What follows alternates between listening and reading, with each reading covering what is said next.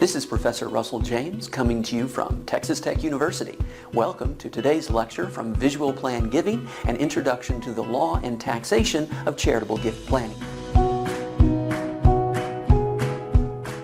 Welcome to Using Life Insurance in Charitable Planning, Part 4, Creating New Policies for Charity. This is Professor Russell James. A final use of life insurance in charitable planning is to create a new policy specifically intended to benefit the charity at the death of the donor. In this way, the donor may provide for a large posthumous charitable gift, perhaps funding a significant charitable project. Without the use of life insurance, a donor could fund such a posthumous gift by simply saving up money in a donor-advised fund and leaving it at death to the charity. However, this plan would fail if the donor did not live long enough to allow him or her to build up enough savings to fund the gift. The use of life insurance eliminates this risk. Through life insurance, the donor can guarantee that the project will be funded, even if he or she does not live long enough to fund the project through the normal means of savings or regular donations. A donor could achieve the transfer of a large charitable gift at death by simply purchasing and owning a life insurance policy and naming the charity as the beneficiary of the policy. However, this approach would generate no charitable income tax deduction. No deduction is allowed in part because the donor could, at any time, change the name of the beneficiary to someone else. In order to generate a tax deduction, the donor must first donate the policy to the charity. Once the charity owns the policy, then the donor could continue to fund the premium payments by making gifts to the charity for that purpose. Although the donor does not retain a legal right to force the charity to use the gifts for premium payments, this is rarely needed, as the threat of stopping future giving is usually sufficient to cause the charity to follow the donor's preferences. In order for the transfer of the policy and any subsequent payments of gifts to be used for premium payments, to generate a charitable gift, the donor must give up all rights to the policy, as well as any direct or indirect benefits from the policy. In an alternative arrangement, the donor may gift the policy to the charity, or the charity may create the policy, and then the donor can make premium payments directly to the insurance company. These direct premium payments are deductible gifts, assuming that the charity owns all rights to the policy. Some charities and insurance agents may prefer this arrangement, as it could allow the insurance company to send premium notices directly to the donor rather than burdening the fundraising staff with continued requests. There are, however, some differences in the treatment of premium payments made directly to the life insurance company and those made to charity. Gifts made directly to the charity for the purpose of funding premium payments are treated as any other gifts made to charity. The charity will issue receipts for the gifts just as with any other gift. Assuming that the donor is making cash gifts to a public charity, these are deductible up to 50% of the donor's adjusted gross income, just as with any other cash gift. The donor could give cash, but could also give appreciated property, which the charity could then sell in order to generate the cash needed to make premium payments. Giving appreciated property may provide the added benefit to the donor of avoiding long-term capital gain taxation. When the donor makes premium payments directly to the life insurance company, the results may differ slightly. Some charities will issue receipts for premium payments made directly to a charity-owned life insurance policy, but some may not. Insurance companies will not accept appreciated property for premium payments, so the donor must use cash transfers. Finally, deductions for such transfers to life insurance companies may be limited to 30% of the donor's adjusted gross income, even where the policy owner is a public charity. This is based upon the idea that the cash is not being provided, quote, to the charity, which results in a 50% income limitation, but instead is being provided, quote, for the use of the charity, which results in a 30% income limitation. Some recent cases suggest the possibility of applying the 50% limitation to these transactions as well, but that issue is not currently settled. Encouraging donors to create and pay premiums on charity-owned life insurance policies comes with both potential advantages and potential problems for charity. Thus, it does not make sense for charities to either universally accept or universally reject this approach. Instead, it is useful to consider the specifics of each scenario and the relevant needs of the donor and the charity. One potentially attractive feature of using life insurance is that donors of relatively modest means can fund large posthumous projects. For example, a healthy 40-year-old donor might be able to purchase a $1 million life insurance policy for premium payments of only $1,500 per year for the first 30 years of coverage, with premiums rising thereafter. Or the donor could pay $20,000 for only 20 years with no additional payments due after that point. Thus, a donor who would never anticipate the ability to make a $1 million gift to the charity could fund that gift by using life insurance. It is important to note, however, that unless the donor dies earlier than expected, the use of life insurance does not generate a larger gift than would have been possible by simply gifting the premium payment amounts to the charity and allowing them to grow until the death of the donor. The use of life insurance provides protection only against the early death of a donor who had otherwise intended to save or give enough to fund a large project. Further, the apparent ability of life insurance to generate a, quote, big gift may also rely on the natural misperception of future values. For a typical 40-year-old, a $1 million gift is a big gift, but that donor is likely to live for approximately 40 more years. If future inflation is similar to the past, then the future $1 million gift received in 40 years will have the same purchasing power as a $190,000 gift today. Waiting 40 years to receive $190,000 of purchasing power in today's dollars does not feel quite as impressive as the large $1 million figure. Additionally, recent evidence suggests that donors with planned posthumous gifts to charity live longer than others, meaning that the charity will have to wait even longer than normal to receive a death benefit from the donors. Some charities like the idea that subsequent gifts occur without ongoing fundraising efforts from the charity.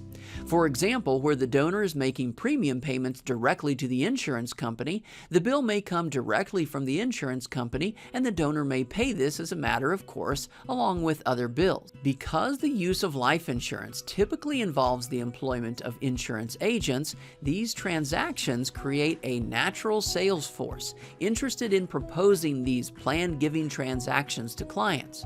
The proposition of having an agent advocating for the charity without the cost associated with hiring a traditional fundraiser may be attractive to charities. Having such a, quote, free sales force may be especially interesting to charities with limited resources to hire and train their own fundraising staff. In an ideal situation, both the charity and the agent can benefit from these potentially symbiotic relationships. There are, of course, potential downsides to the inability of charities to control or manage those who are proposing charitable transactions. The charity that gives access to its donor base may risk negative reactions from donors depending upon the characteristics of the selling agent. The agent may focus primarily on making an immediate sale, whereas the charity may be hoping to foster a long-term relationship. Further, the agent may have little downside risk in offending those who are not interested in purchasing the product, whereas the charity may suffer long-term financial effects from damaged relationships with supporting donors. Another potential problem is the risk that donors will cease providing premiums for the insurance policies. Depending on the type of insurance, keeping the death benefit may require paying premiums for 10, 20, or 30 years or for the rest of the donor's life. It is difficult enough to maintain donor giving from one year to the next. The likelihood that a donor will be consistently committed over many decades or a lifetime is even smaller. For policies that do not reach paid-up status, there is also a risk of lapse in advancing age. Often health or cognitive problems arise prior to death, and these may increase the risk of financial mistakes, such as failing to pay policy premiums. Further, such conditions also increase the likelihood that other family members may take over financial management. These other family members may be less likely to have any commitment to the charity. Taken together, these factors reduce the likelihood that the premium payments will continue indefinitely, and thus that the charity will ultimately receive any benefit. Another risk in using life insurance is that the structure of the policy may ultimately provide more benefit to the insurance companies and insurance agents than to the charity. This is especially true where the risk for later lapse of the policy is high, and such lapse would result in the charity receiving no death benefit. Thus, the donor may be regularly committing funds strictly for charitable purposes, but ultimately providing little or no benefit for charity. This does not mean that such gifting arrangements are inherently disadvantageous to charity, only that careful examination is appropriate. An additional potential problem relates to the requirement of insurable interest. Taking out a life insurance policy requires that the policy owner have an insurable interest in the insured person. In other words, you cannot take out a life insurance policy on someone just because you think the person will die soon. Allowing such speculation could even create financial incentives for murder. Thus, taking out a life insurance policy on another person normally requires some family or business relationship providing a reason for hedging against the personal or financial loss that would occur in the event of the death of the insured. If a charity takes out a life insurance policy on a major donor, with the goal of protecting against the loss of income that might occur in the event of the death of the donor, then the charity likely has a valid insurable interest. However, if the person had never been a donor, or perhaps had only made a few $20 gifts and the charity then takes out a $10 million policy on the life of the donor, there may be serious questions about the presence of an insurable interest. Fortunately, almost all states have settled this matter by legislation. In these states, charity is granted an explicit insurable interest in any person, or in some cases any donor, who consents to becoming an insured life. Even when it works, encouraging donors to make premium payments on life insurance will typically benefit the charity only after many years. During the intervening time, donors are making cash gifts year after year, but the charity has no resulting gift income to spend. Depending upon the needs and desires of the charity, this may be a highly undesirable result, even if ultimately the charity receives substantial gifts. Another potential downside for the donor is that because the gift occurs only after the donor's death, the donor will never actually get to see the impact of his or her gift during life. Ultimately, the charity may be able to build a building, create a scholarship, or achieve any number of important charitable tasks, but the donor will never witness this. In contrast, if the donor were to take the premium payments and simply give them to the charity as a traditional donation, the impact would occur immediately. This is an important downside given that life insurance does not make the total gift bigger unless the donor dies earlier than expected. If the donor lives to his or her life expectancy, a life insurance policy will not return more than simply investing the premium payment amounts. Some charities may take the approach that, quote, something is better than nothing, meaning that any money raised by the life insurance agents through the sale of charity-owned life insurance is simply a bonus. This approach, however, ignores the possibility that the donor may be directing funds to premium payments that otherwise might have gone to the charity as simple donations. If the premium payments result in cannibalizing the donations that the donor would otherwise have made, then it is important for the charity to carefully weigh the value of using life insurance policies as a means to raise funds. Although these premium payments may indeed generate something for the charity, it is possible that the charity will also be losing something greater in the process. How can a charity influence a donor's decision to use life insurance to benefit the charity? Ultimately, the charity can refuse to accept the donation of a life insurance policy. If the charity does not accept ownership of the policy, then the donor cannot deduct premium payments as gifts to the charity. Given the potential for premium payments to cannibalize regular giving, it may be wise for a charity to establish guidelines for the types of newly created insurance policies that it will accept. Of course, transfers of long-term life insurance policies that have built up substantial cash surrender value are a different matter, as discussed in the previous section.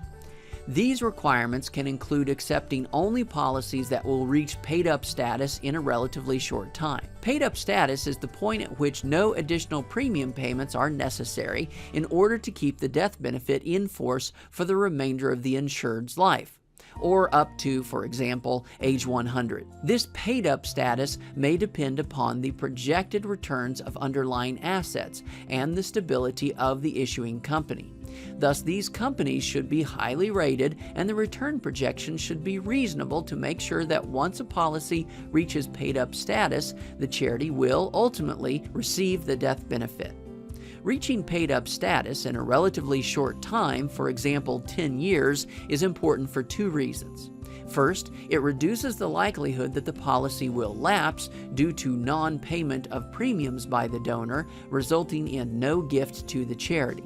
Second, it provides a planned break in the premium obligation to allow for shifting the donor into an alternative campaign or gifting approach at that time. It may be counterintuitive and even uncomfortable for a nonprofit organization to refuse a gift, especially one desired by the donor and the donor's insurance agent. But the potential for the charity to receive nothing, despite the donor's many contributions, may suggest this unusual approach in cases where the policy does not meet the charity's guidelines. If the donor's regular gifting will be less because of the premium payments he or she is making on the charity-owned life insurance policy, the charity should consider making a special effort to understand the value of the proposed policy prior to accepting the gift. Financial advisors and fundraisers can often help donors accomplish their charitable goals using life insurance in a variety of different ways. Life insurance can serve as tax-free wealth replacement for charitable estate gifts transferred to charity. Older life insurance policies may have built up significant value over time, making them potentially attractive as charitable gifts. New life insurance policies owned by a charity with proper planning can also be a beneficial strategy. Although the rules can be complex and the techniques may be appropriate only for certain circumstances, when life insurance is needed, it is important for advisors and fundraisers to be ready to suggest these potentially attractive solutions. This has been Using Life Insurance in Charitable Planning, Part 4, Creating New Policies for Charity. Thank you for joining this presentation.